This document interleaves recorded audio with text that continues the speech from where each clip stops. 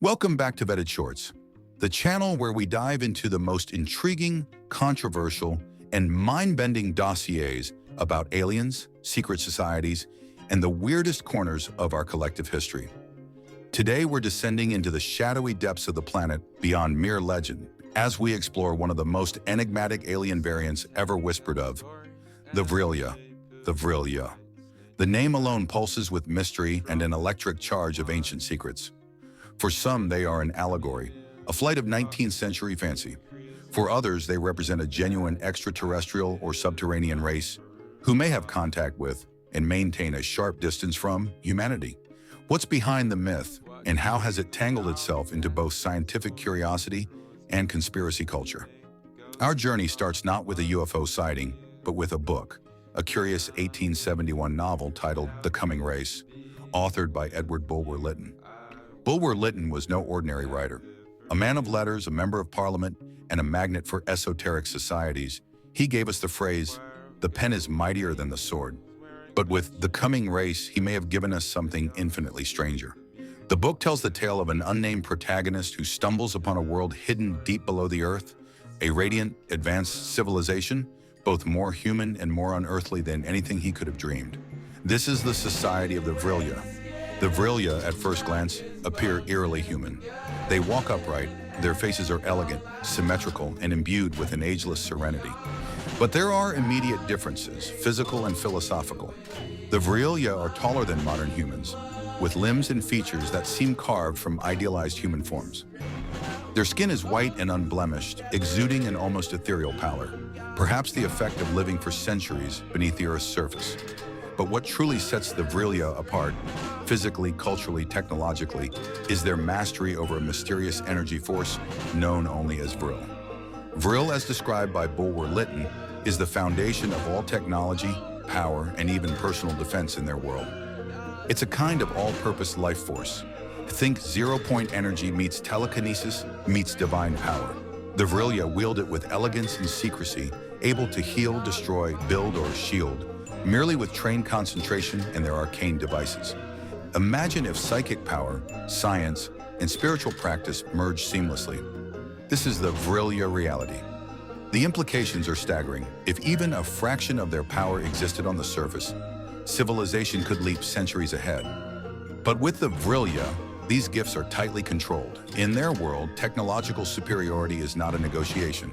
It is a birthright, guarded with adamantine isolation. The Verilia have fashioned a society based on the strict stewardship of power. Only those deemed wise and stable ever attain mastery over VRill itself, and the mere thought of sharing their world with barbaric surface dwellers fills them with unease. But here's where it gets fascinating, and a little chilling.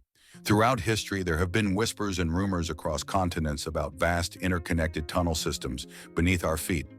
Did Bulwer-Lytton draw from traditions older than his time? Or did he tap into something reported in the shadows, something real? From Native American legends of the Ant People, to Tibetan tales of Agartha, to modern-day conspiracy theories about underground bases, the motif of a hidden, enlightened race beneath the soil repeats again and again. But what of this VRill energy? Was it all 19th century imagination? Or could Bulwer-Lytton have borrowed from actual arcane knowledge, lost over centuries, somehow pointing toward real phenomena? Zero-point energy, telluric currents, unexplained psychic abilities? Believe it or not, the idea of the Verilia, and especially their power source, would later become fodder for early occult societies, fringe scientists, and even Nazi mystics in the 20th century. The word VRill began to appear in treatises on free energy, secret societies like the VRill Society, and pseudo-historical conspiracies.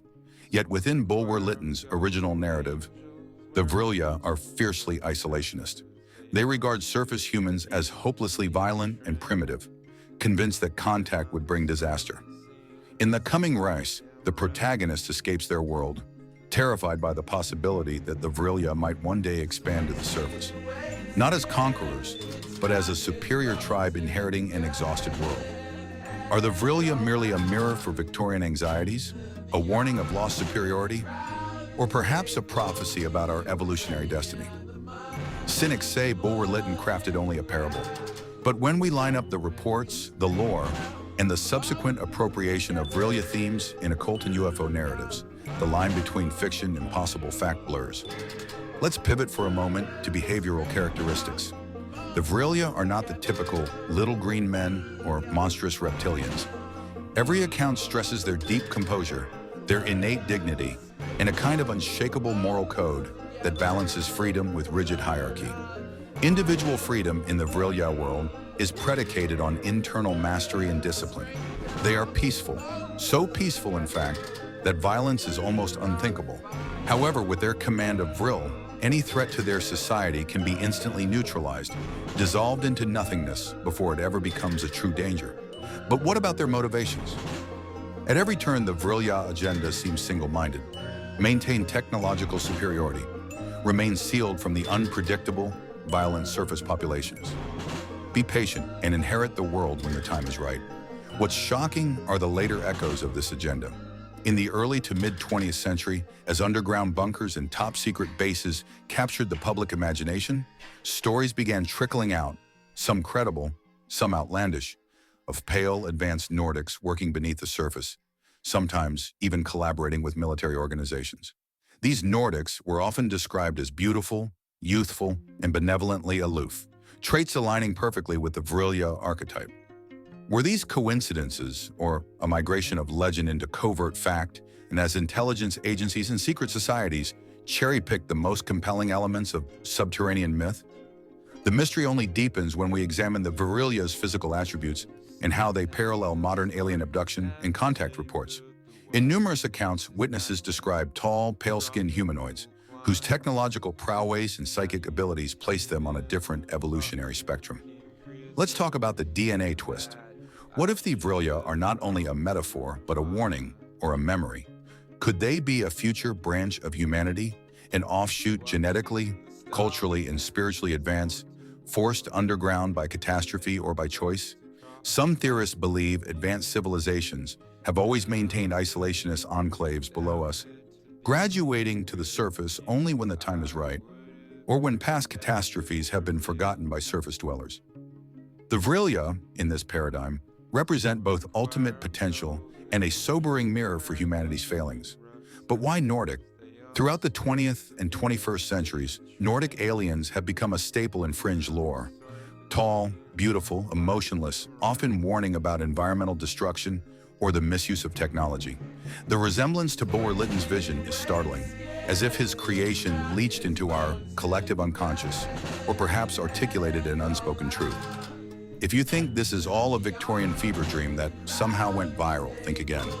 There is a persistent, repeating pattern found in stories as ancient as Plato and as contemporary as Reddit threads, of beings below, guarding wisdom and choosing isolation until the world above is ready. So what do we make of the Verilia today? We live in a world where new cave systems and unexplained subterranean anomalies are discovered every year. We now have technology that can peer miles beneath the surface. Who knows what we'll find as we dig deeper, physically and symbolically? Are the Verilia out there, guarding their secrets until the clamor of the surface world subsides? Or are they everywhere, embedded in our literature, our cautionary tales, and our recurring pursuit of hidden knowledge and ultimate power? Consider this. Some whisper that the real power of the Verilia isn't in their technology, but in their resolve not to interfere, choosing instead to become myth, letting surface dwellers evolve or destroy themselves as fate dictates. Perhaps their greatest intervention is absence. Or maybe the Verilia are a warning, a reminder that as humanity races toward technological singularity, true advancement requires equal evolution of consciousness and responsibility. Otherwise, like the surface dwellers in the coming race, we become the peril that the underground elite are right to fear.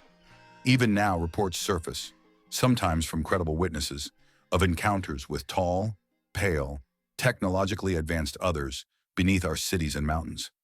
These stories are typically waved away as hallucination or fiction until you find the same details decade after decade, era after era.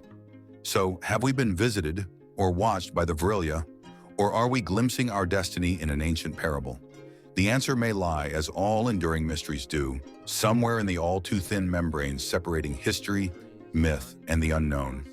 One thing's certain, whether underground, in starlit legends, or in the uncharted corridors of our own minds, the Verilia continue to haunt our imagination. They stand as a testament to our fascination with hidden civilizations, lost wisdom, and the boundaries between what is, what might be, and what we secretly hope to discover. So what do you think? Are the Verilia pure fiction, or is there something more lurking beneath the surface, both of our world and our collective psyche? Do you believe technological superiority and isolationism, as practiced by the Verilia, is the evolutionary path humanity should follow, or a warning against the limits of hubris? Let us know your theories in the comments below. Have you ever heard stories that made you question what truly lies beneath our feet? And as always, what other alien dossiers or forbidden histories do you want us to break down next on Vetted Shorts? Like, subscribe and keep your mind open. The truth is always closer than we think. Thanks for watching, and remember, sometimes in the world of alien dossiers, the deepest mysteries are the ones we almost remember. Until next time, keep digging.